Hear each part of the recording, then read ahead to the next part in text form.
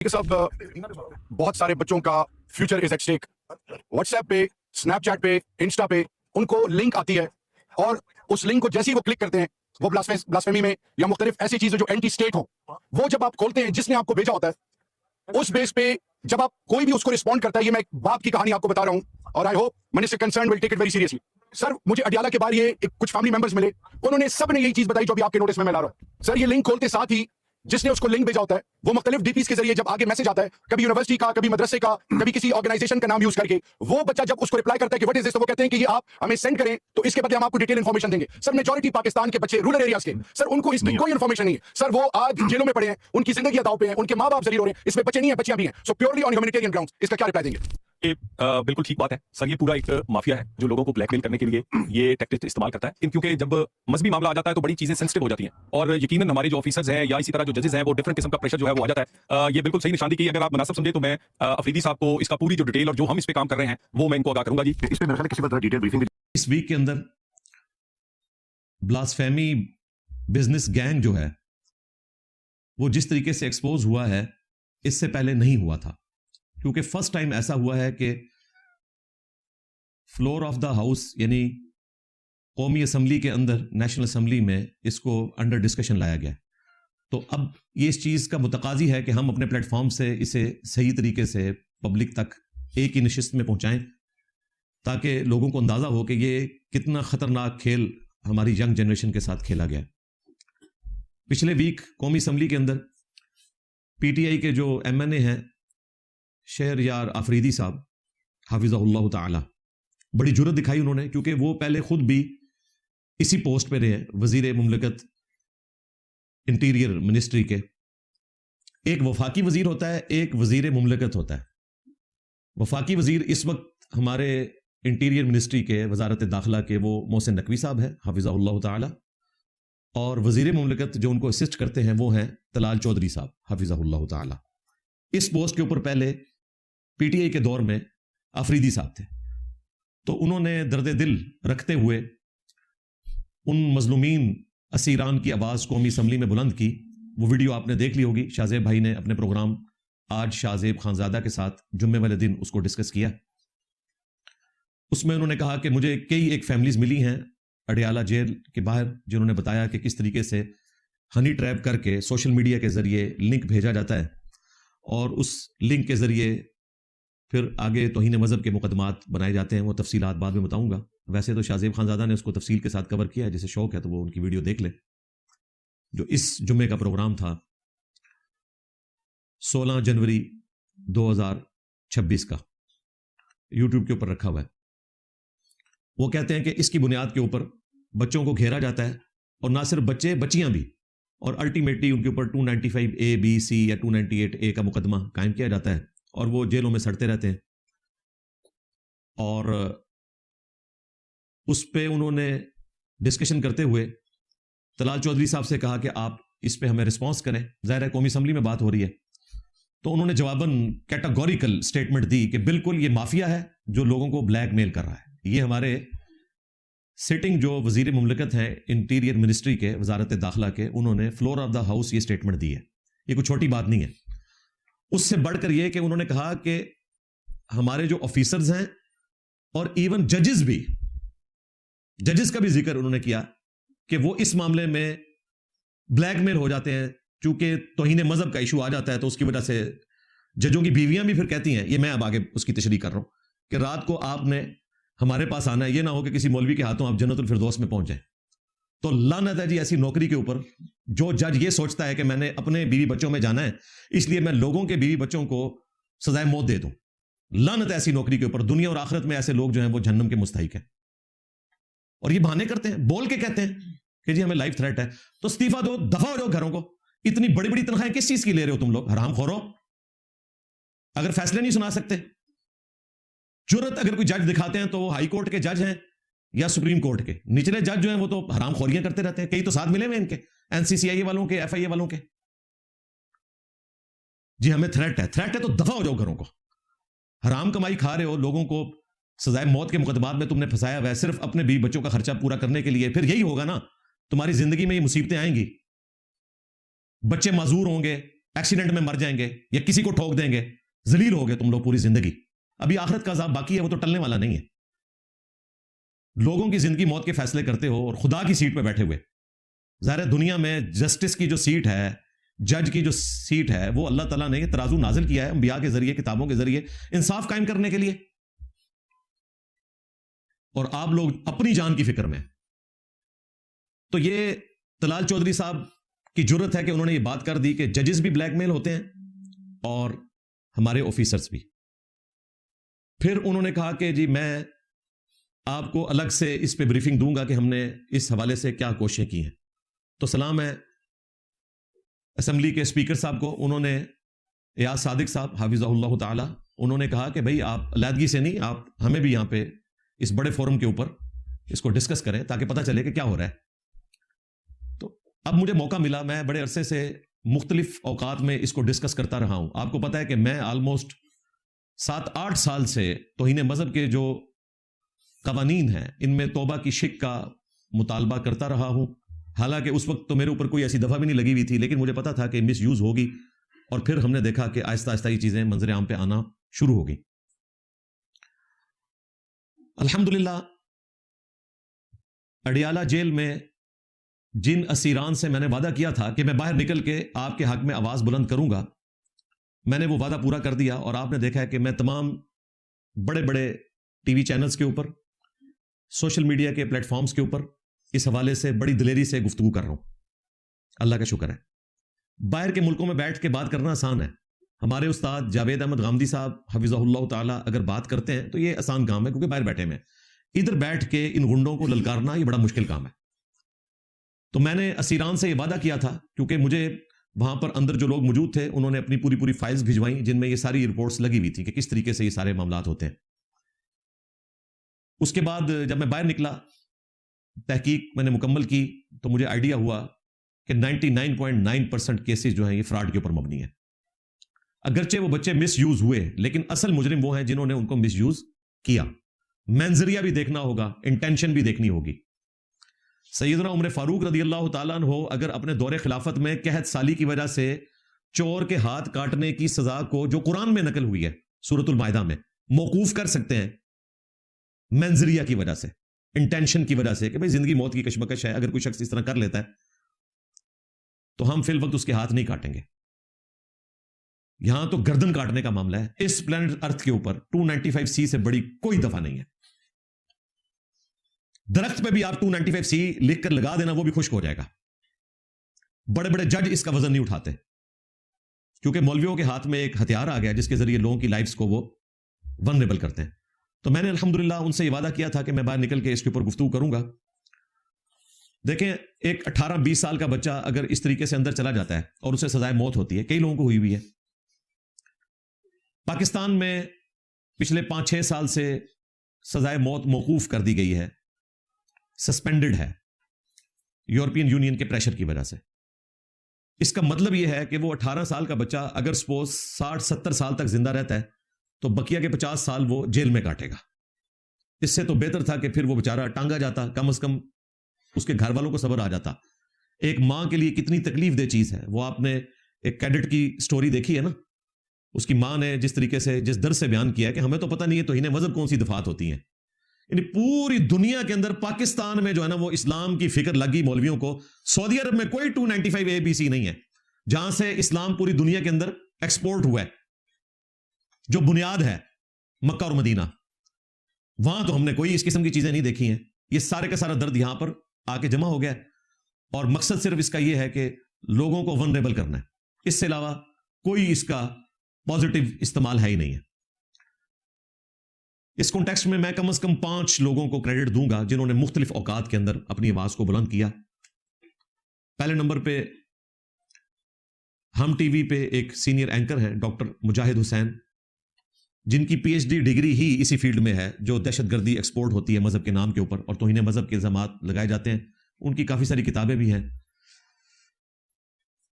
انہوں نے آواز بلند کی دا بلیک ہول کے پلیٹ فارم سے, اور وہ تمام فیملیز اکٹھی کی جن کے بچے جیلوں میں سڑ رہے تھے, اور اسی میں سے ایک وہ ویڈیو باہر نکلی تھی جو کوئی بھی درد دل رکھنے والا آدمی وہ ویڈیو دیکھ نہیں سکتا, اگر دیکھے گا تو اس کے آنسو نہیں رکیں گے. ایک ماں کی دردناک سٹوری. حسن عبدال کیڈٹ کالج کا وہ اسٹوڈنٹ تھا, 15-16 سال اس کی عمر.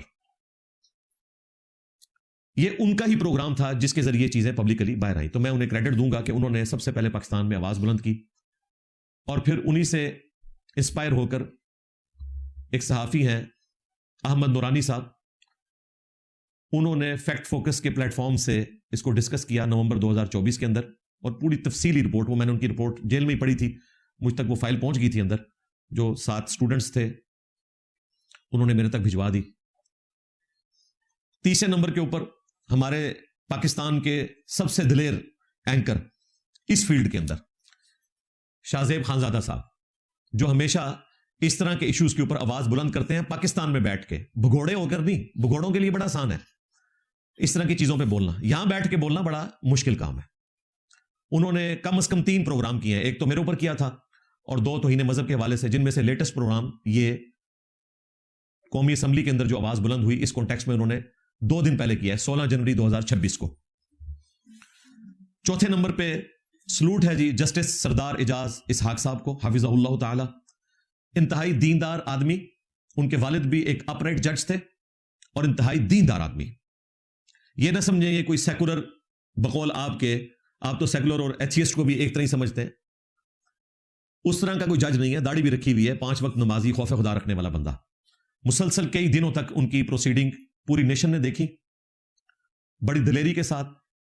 اگرچہ یہ ان 6 ججوں میں شامل ہیں جنہوں نے قاضی فائز عیسیٰ صاحب کو خط لکھا تھا اسٹیبلشمنٹ کے خلاف, اس کے باوجود انہوں نے جرأت دکھائی اور لائیو کوریج کروائی. آلموسٹ 12 گھنٹے کی وہ پروسیڈنگ جو ہے یوٹیوب کے اوپر رکھی ہوئی ہے. اس کے بعد ذرا لوگوں کو آئیڈیا ہونا شروع ہوا کہ یہ مسئلہ بڑا گھمبیر ہے, اور اینڈ پہ انہوں نے ڈیسیژن سنایا کہ 30 دن کے اندر جوڈیشل کمیشن بنایا جائے جو 4 مہینے کے اندر اپنی رپورٹ پیش کرے گا, اور اگر ٹائم زیادہ چاہیے تو وہ عدالت زیادہ ٹائم بھی دے دے گی, جس میں یہ فیصلہ کیا جائے کہ آرگنائز طریقے سے بچوں کو پھنسا کے توہین مذہب کے مقدمات کیسے ان کے اوپر بنائے جا رہے ہیں, کیونکہ کافی ساری چیزیں اس میں ہائی لائٹ ہو چکی تھی, وہ بعد میں ڈسکس کرتا ہوں. 5ویں نمبر پہ جسٹس جہانگیری صاحب حافظہ اللہ تعالی, سلام ہے ان کو, یہ بھی ان 6 ججوں میں شامل ہیں.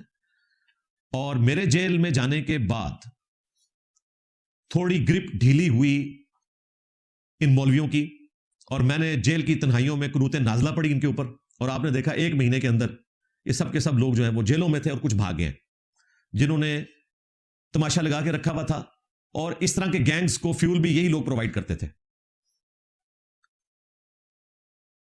تو میرے جیل میں جانے کے بعد آلموسٹ کوئی 47 بیلز ہوئی ہیں, ان میں سے 38 بیلز مور دین 90% آلموسٹ آپ سمجھ لیں ایک بندے نے دی ہیں, وہ جسٹس جہانگیری صاحب ہیں.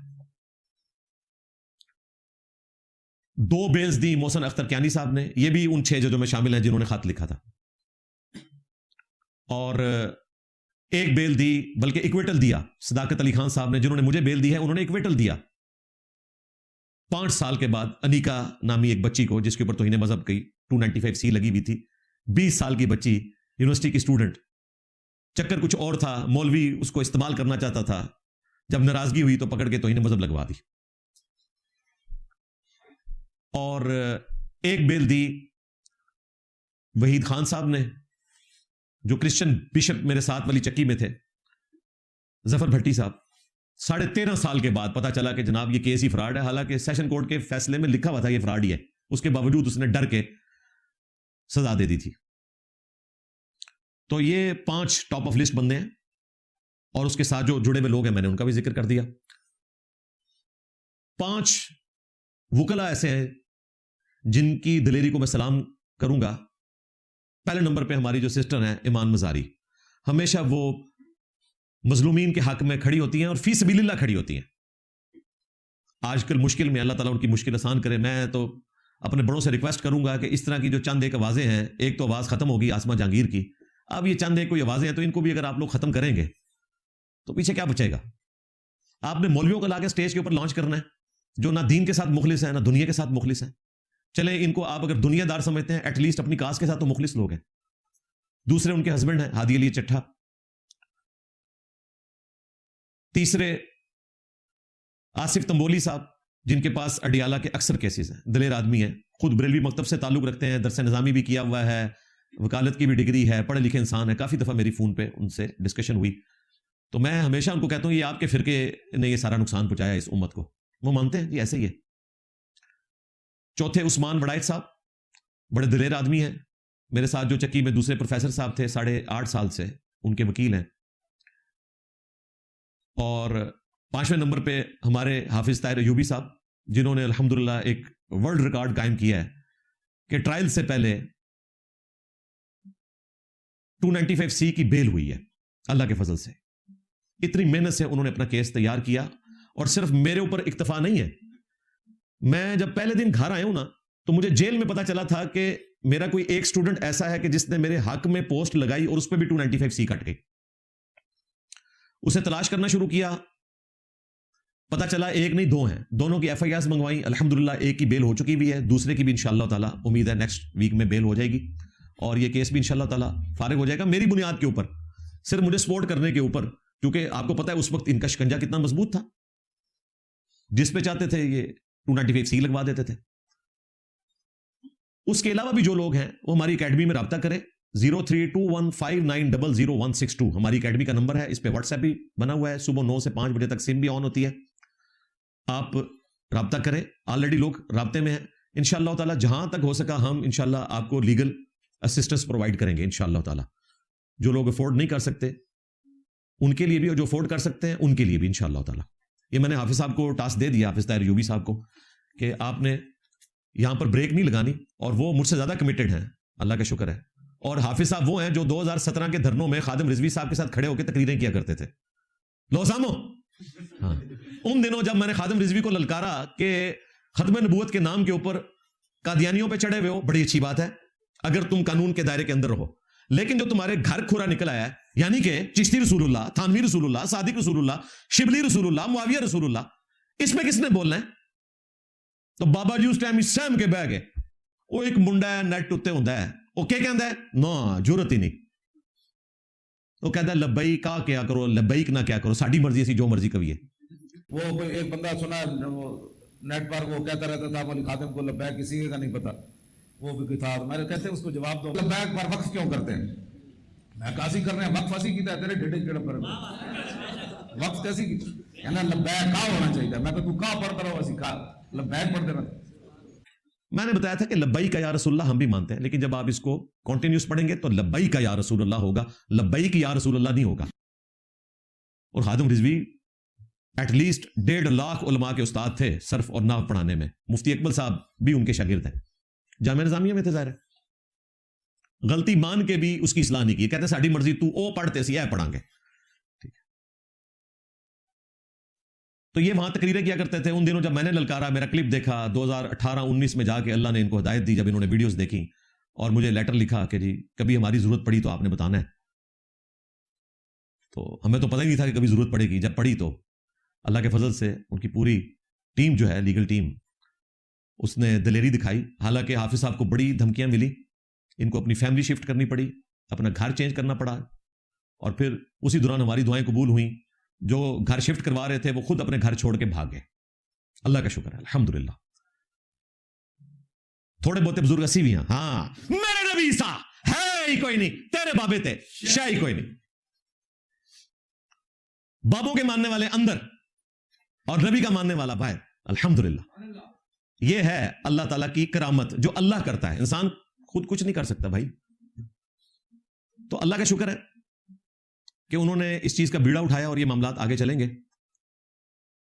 اس کے علاوہ بھی اور کئی وکلاء ہیں جو بھی کام کر رہے ہیں, بیرسٹر طلحہ صاحب ہیں اور لوگ ہیں, اللہ تعالیٰ سب کو جزائے خیر دے.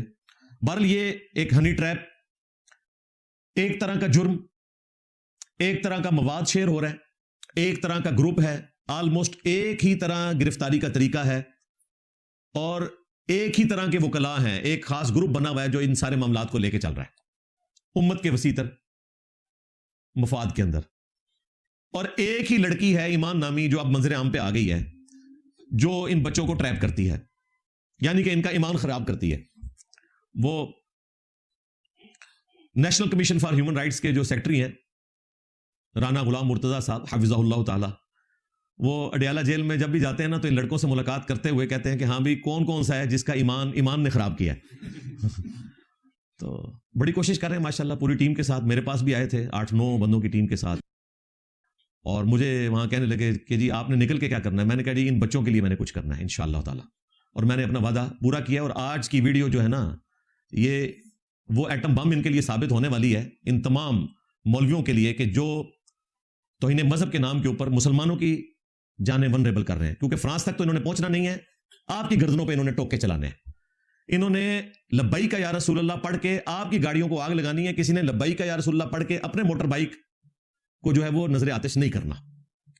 اور آپ کو پتا ہے میں تو شروع سے بول رہا ہوں, میں یہ ساری تکلیفیں اسی لیے کاٹ رہا ہوں.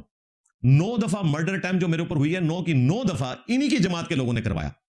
کیونکہ 2017 میں پہلا مرڈر اٹیمپٹ ہوا 28 اکتوبر کو. اس وقت میری وہ ویڈیو آئی تھی, خادم رضوی صاحب زندہ تھے, جو میں نے ان کو چیلنج دیا تھا کہ کشف المجوم میں گستاخیاں لکھی ہوئی ہیں. بابا جی اس پہ بھی بولو, بابا جی بولو اس پہ بھی. بابا جی ناٹ کے. اس کے بعد پھر انہوں نے کم از کم 9 دفعہ مرڈر اٹیمپٹ کروائی ہے. 3-4 دفعہ تو میں نے ڈسکس کیا, میں کہ مٹی پاؤں ڈسکس بھی نہیں کرنا, آپ لوگوں کو تو ہم نے بتایا بھی نہیں. اور 10ویں دفعہ یہ مرڈر اٹیمپٹ سب سے بڑی ہے, میرے سر میں گولی ماری انہوں نے 295C لگا کے, ایک ایسے شخص کے اوپر کہ جس کا نعرہ ہے کہ میرے نبی سا ہے ہی کوئی نہیں, تیرے بابے تھے شے ہی کوئی نہیں. تم نے الزام لگانا تھا, کوئی بابوں کی توہین کا لگاتے ہیں, نبی کی توہین کا الزام چشتی رسول اللہ پارٹی کیسے لگا سکتی ہے؟ کس منہ سے لگا سکتے ہو تم لوگ؟ تم لوگوں نے مناظرے لڑے ہوئے ہیں چشتی رسول اللہ کے حق میں. آج پنڈی کا مفتی وہ کہتا ہے کتاباں بدل گیا نے, تے 2009 وچ ام پہ لیندا سے تو بہ کے اوتھے مناظرے وچ شتی ہاتھ کے نام پہ دفاع کر رہا تھا کہ جی یہ خاص حالت میں ہوتے ہیں, خاص حالت وچ بھونکنا شروع کر دیندے نے.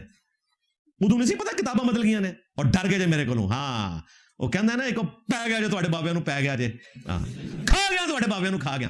میرے نبی سا ہے ہی کوئی نہیں, تیرے بابے تے شے ہی کوئی نہیں. شبلی بولے اس طرح پڑھ, لا الہ الا اللہ شبلی رسول اللہ. اور ختم نبوت کے ڈاکووں, شبلی کو رسول بنانے والوں, لا الہ الا اللہ چشتی رسول اللہ, لا الہ الا اللہ شبلی رسول اللہ. انہوں نے پھر پڑھا لا الہ الا اللہ شبلی رسول اللہ. اب بات یہ, انہوں نے شبلی کو کیا کہا, کون ہے؟ کافر. ان کے علماء نے لکھا شبلی نے جتنی باتیں کی حالت سکر اور مستی میں کی, خبردار زینہار ہرگز ایسے صوفیاء کے بارے میں زبان نہ کھولنا. تم بکی جا رہے ہو, تمہارے کافر کہہ رہے ہیں نہ کھولنا, تم بکی جا رہے ہو. خبردار زینہار ہرگز ایسے صوفیاء کے بارے میں زبان نہ کھولنا. تم بکی جا رہے ہو, تمہارے کافر کہہ رہے ہیں نہ کھولنا, تم بکی جا رہے ہو. اوے پہ گیا جے تواڈے پیواں پیراں نو سر نکلو باہر. اسی پھر بھی نوکری ادا کردے پے, اسی پھر بھی نوکری ادا کردے پے. اوے مرزے دے خلاف تواڈے پیو نے کرنی جانے, نکلو باہر. سٹیج پر بیٹھنے والے ہاتھ کھڑا کر کے بتائیں, مجھے بتائیں یہ کام کیسے کریں. تماشا کرتے ہو, پھر کہتے ہیں مسلک کا کام نہیں ہوتا, مسلک والوں کو تم خود رگڑتے ہو. اور جرا تواڈے پیواں نو پے گیا ہوں تسی چوپ بیٹھے ہو, اور نکلو باہر. کم از کم 2 رپورٹس جو ہیں جی, سرکاری رپورٹس اس حوالے سے آ چکی ہیں, یہ کوئی زبانی کلامی باتیں نہیں ہیں. نمبر 1, جنوری 2024 میں اسپیشل برانچ کی رپورٹ آئی جس میں یہ بتایا گیا کہ اس طریقے سے ہنی ٹریپ کیا جاتا ہے بچوں کو, توہین مذہب کے مقدمات ان پہ بنائے جاتے ہیں.